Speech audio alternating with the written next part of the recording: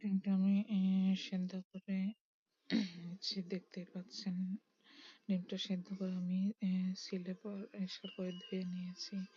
এবার আমি কয়েকটা কাজু বাদাম, কাঠবাদাম এবং কয়েকটা কিশমিশ বেটে নেব। আমার বাটা হয়ে গেছে, দেখতে পাচ্ছেন এখানে বাটাগুলো।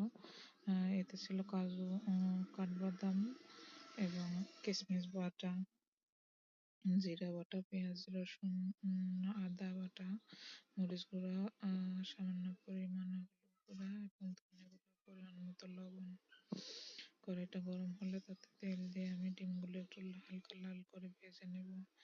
এই ডিমের কোরমা বা রোস্ট যাই বলেন, এতে সাধারণত হলুদ দেওয়া হয় না। আমি সামান্য পরিমাণ হলুদ দিয়েছি যাতে রংটা সুন্দর আসে। আপনারা এটা স্কিপ করে যেতে পারেন।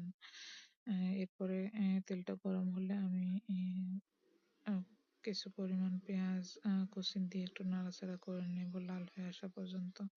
এতে 1 চিমটে জিরা ফোড়ন দেব, দিয়ে আবার একটু নাড়াচাড়া করে নেব। এখানে 2টা তেজপাতা এবং 2 টুকরা এলাচ দিয়ে দিচ্ছি। সাথে কয়েকটা ফল, সাদা ফল ছিঁড়ে দিয়ে দেব। আবার একটু নাড়াচাড়া করে নেবে। এবার বাটিতে রাখা মশলাগুলো দিয়ে একটু নাড়াচাড়া করে তাতে সামান্য পরিমাণ পানি দিয়ে নেব, যাতে মশলাটা কষানো হয়ে যায়।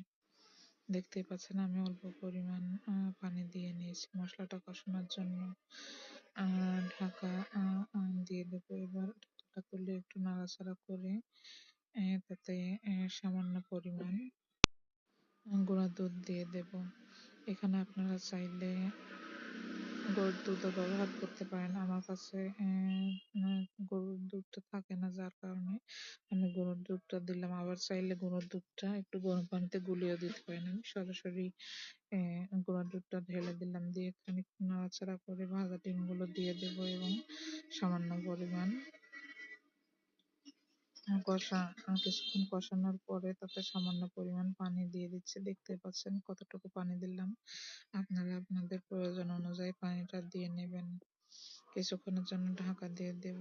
দেখতে পাচ্ছেন রান্নাটা প্রায় হয়ে এসেছে। এবার নামিয়ে নেব পরিবেশনের জন্য।